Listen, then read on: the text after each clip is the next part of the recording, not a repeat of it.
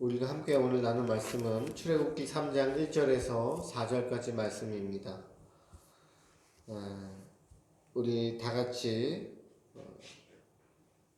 교독을 하겠습니다. 모세가 그의 장인 미디안 제사장 이드로의 양떼를 치더니 그 떼를 광야 서쪽으로 인도하여 하나님의 산 호렙에 이르매 여호와의 사자가 떨기나무 가운데로부터 나오는 불꽃 안에서 그에게 나타나시니라. 그가 보니 떨기나무에 불이 붙었으나 그 떨기나무가 사라지지 아니하는지라. 이에 모세가 이르되 내가 돌이켜 가서 이 큰 광경을 보리라. 떨기나무가 어찌하여 타지 아니하는고 하니 그때에 여호와께서 그가 보려고 돌이켜 오는 것을 보신지라. 하나님이 떨기나무 가운데서 그를 불러 이르시되 모세야 모세야 하시매 그가 이르되 내가 여기 있나이다. 아멘. 우리 잠시 기도하겠습니다. 고마우신 하나님 아버지 감사합니다. 주님, 오늘도 저희와 함께 하셔서 예배드리는 자리에 하나님의 말씀을 나누는 자리에 함께하게 하심을 너무나 감사합니다.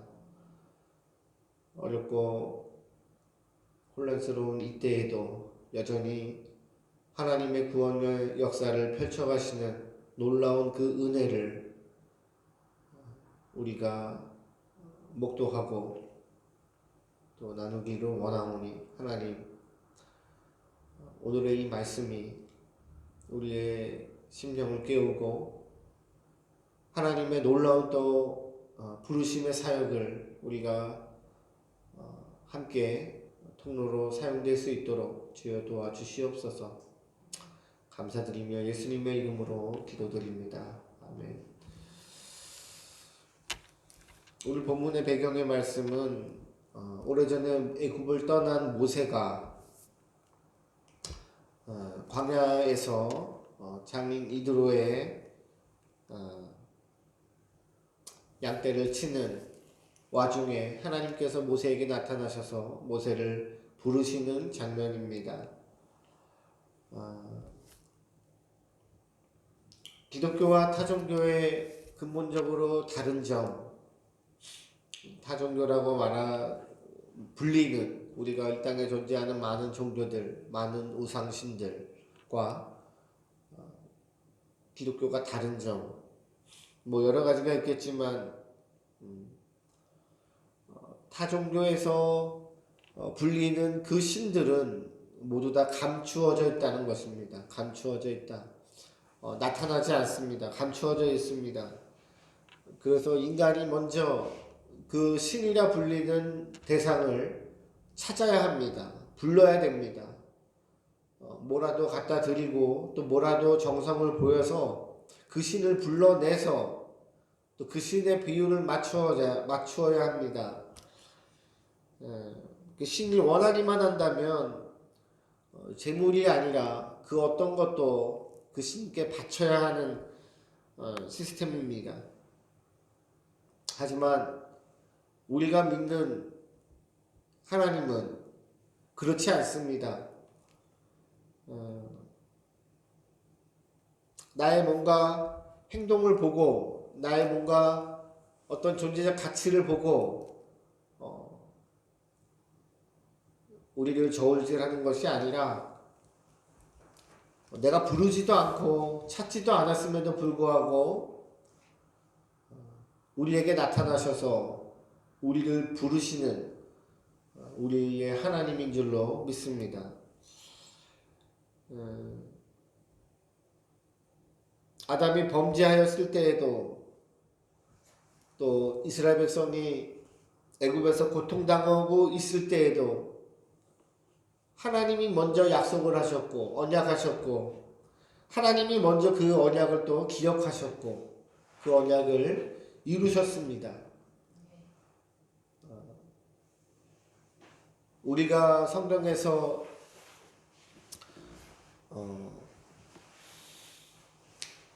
발견할 수 있는 여러 믿음의 사람들, 모세도 그랬고요. 또 신약의 바울도 그랬습니다.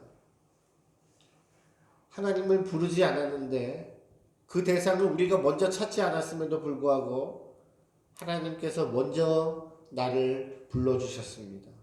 하나님의 부르심입니다. 하나님이 모세에게 드디어 나타나셨습니다. 사실 모세가 지금까지 하나님의 말씀을 교육받고 하나님의 믿음 안에서 살았다고 잘못 알고 계시는 분들이 많습니다. 아니요, 모세는 하나님을 잘 알지 못했습니다. 우상을 섬기며 또 그 문화권에서 살고 있었고 애굽에서도 그랬고 또 지금 장인의 일을 돕고 있는 지금 현재에도 우상을 섬기며 살아가고 있습니다. 그런 모세에게 하나님의 나타나심은 당연히 특별해야만 했습니다.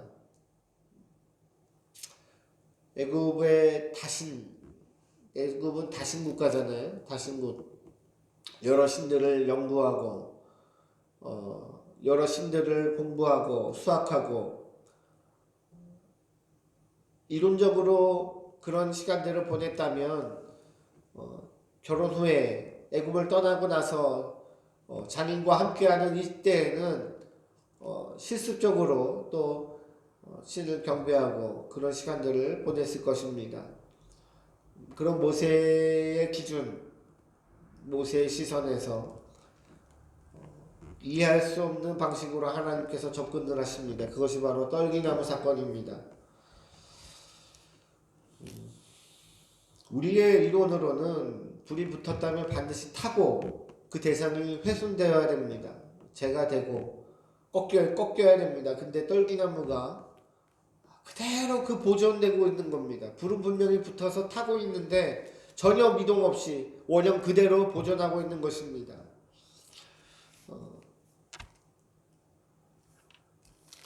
모세가 놀랐습니다. 그 광경을 보고. 그리고 나서 하나님께서 모세를 부르시는 겁니다.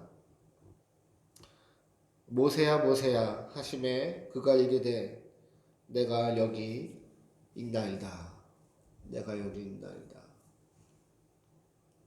하나님께서 우리들에게 나타나는 방식 여러 가지입니다. 다양합니다. 어떤 사람에게는 이렇게 나타나기도 하고 또 어떤 사람에게는 전혀 다른 방식으로 나타나시기도 합니다.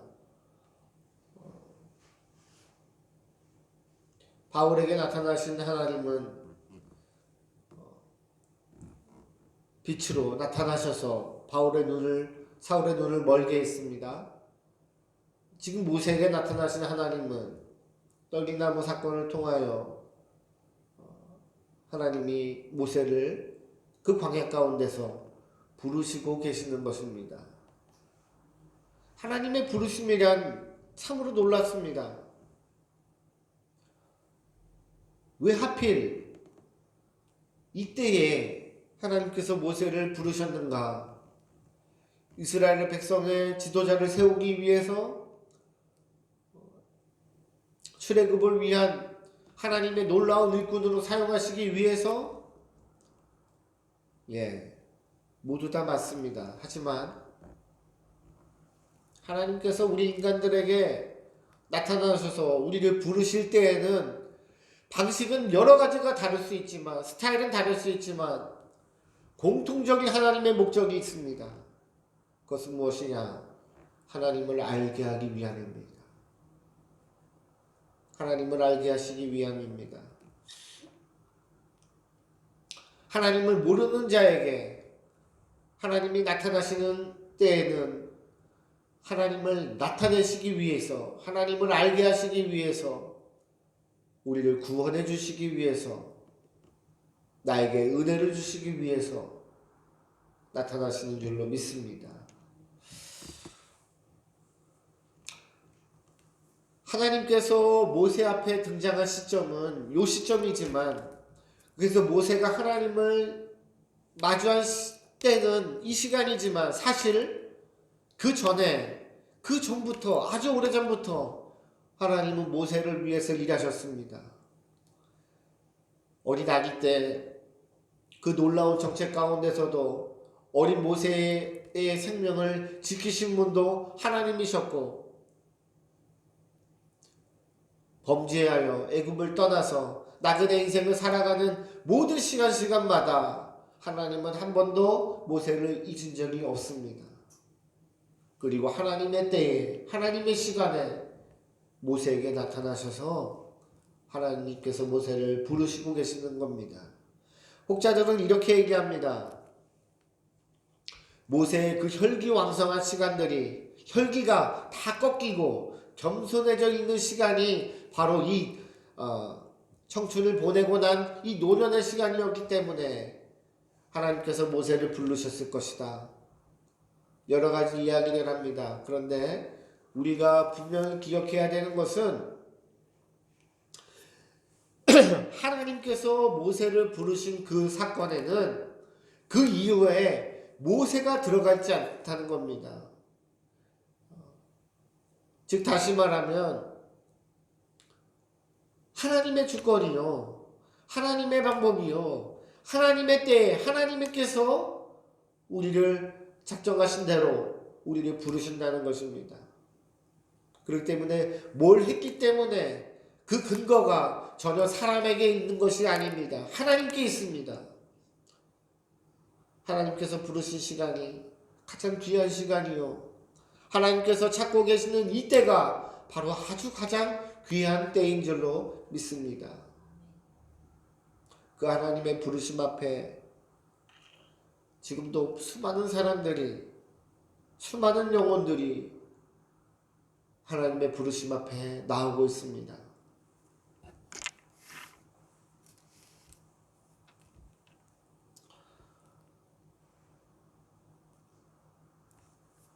신이 나타나셔서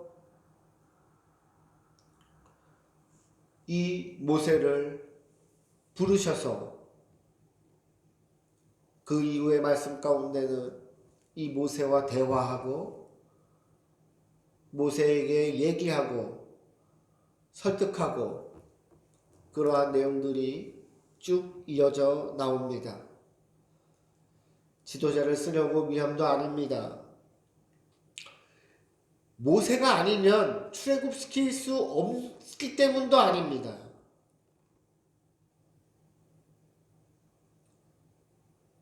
하나님은 우리를 일적으로 부르신 것이 아니라 하나님은 우리를 사랑하시기 위해서, 사랑하시기 때문에 나를 먼저 만나주신 줄로 믿습니다. 거업이 먼저가 아니라는 것입니다. 그런 모세에게 하나님 자신을 알리는 것, 먼저는 모세가 하나님을 알고 하나님의 사람이 되는 것이 가장 먼저인 줄로 믿습니다. 지금은 코로나 시대라고 합니다. 코로나가 금방 사스처럼 한 몇 개월 이렇게 있다가 사라질 것만 같았는데 1년이라는 시간이 넘어가고 있습니다. 누구도 예상하지 못했습니다. 기독교는 갈수록 위축되고 기독교는 모이는 종교인데 이젠 더 이상 모이지 못하고 비대면으로만 만나서 얘기해야 되는 때, 문을 닫는 교회가 늘어날 것이고 기독교의 영향력은 갈수록 줄어들 것이다. 많은 전문가들이 이렇게 얘기를 한다고 합니다. 하지만 하나님의 부르심은 이 인류가 시작되면서부터 한 번도 멈춰진 적이 없습니다. 하나님께서 우리에게 나타나시고 나를 부르시는 것은 코로나 시대가 아니라 그보다 더한 시대라도 하나님의 구원의 역사는 끊어지지 않을 것입니다. 지금도 잃어버린 영혼들을 찾고 계십니다. 비록 눈을 마주치고 한 공간에서 예배드리지 못하더라도 이렇게 비대면 예배 가운데서도 하나님은 역사하실 것입니다. 다양한 방법으로, 다양한 스타일로 주님이 한 영혼 한 영혼을 부르시고 계시는 것입니다. 사랑하는 여러분, 거기에는, 그 부르심에는 가까이 하고 싶지 않은 옆집 아저씨도, 혹은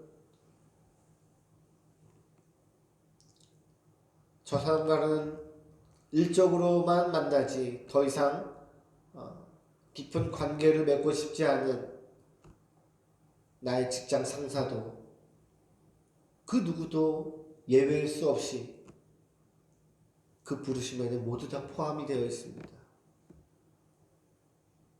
그래서 그 영혼이 하나님 앞에 부르심을 받았을 때 그 영혼이 잘했기 때문이 아니라, 그 영혼에게 이유가 있는 것이 아니라, 하나님의 놀라운 구원의 사역이, 하나님의 놀라운 부르심의 역사가 더욱더 빛나고 오직 그것만 나타날 수 있도록 하나님은 그렇게 그 사역들을 이어나가시는 줄로 믿습니다. 우리가 기억해야 되는 것은 그 누구도 예외 없이, 그 누구도 배제함 없이 하나님의 사역이 펼쳐져 간다는 것입니다. 여러분 생각을 해보십시오. 2000년이 지난 지금도 이 사람이 쓴 성경책들을 연구하고 이 사람의 사역들을 모델로 삼아 살아가고 있는 수많은 그리스도인들이 있습니다. 바로 그는 누구인가? 바울입니다. 근데 바울이 어떤 사람이었습니까? 예수님을 핍박하던 사람이었습니다. 예수님을 핍박하는 사람들 중에 가장 앞서 있는 사람이었습니다. 하나님은 그런 사람을 통해서도, 그런 사람을 부르심으로 말미암아 하나님의 사역을 펼쳐가시는 것입니다. 바울에게 의의가 있습니까? 바울에게 상이 있습니까? 물론 상이 있겠지요. 평생을 주를 위해서 충성한 수고가 있겠지요. 근데 정작 바울은 그렇게 고백하지 않습니다. 모두 다 하나님의 은혜라고, 나 같은 죄인을 부르셔서 하나님의 사람으로 만든 하나님의 놀라운 은혜라고, 축복이라고 얘기할 것입니다. 그 부르심의 사역 속에 나를 아주 작은 통로로 사용하신다면 너무나 기쁘고 축복된 일입니다. 내 옆에, 내 주위에 지금 이때에도 한 영혼 한 영혼을 찾고 부르시는 하나님의 그 마음을 우리의 심령 안에 쏟아내시기에는 저와 여러분이 되기를 간절히 축원합니다. 그래서 누구보다도 가장 기쁘고 누구보다도 가장 감사한 그 찬양이 우리에게서 모두 다 흘러나와 하나님 안에서 하나님의 구원 사역을 찬양하고 하나님의 놀라우신 은혜와 사랑을 찬양하는 그런 시간들이 우리와 늘 함께 하게 되기를 예수님의 이름으로 간절히 축원합니다. 기도하겠습니다. 고마우신 하나님 아버지, 감사합니다. 은혜를 주셔서 이 부르심의 놀라운 초석이 되는 이 모세의 부르시는 장면을 통해서 우리가 여러 가지를 묵상하고 또 생각할 수 있게 되었습니다. 이 어려운 때에도 지구 반대편에서, 내 이웃에서 하나님의 부르심의 사역은 여전히 유효한 줄로 믿습니다. 주님, 너무나 작은 통로라도 우리가 그렇게 하나님의 부르심의 사역에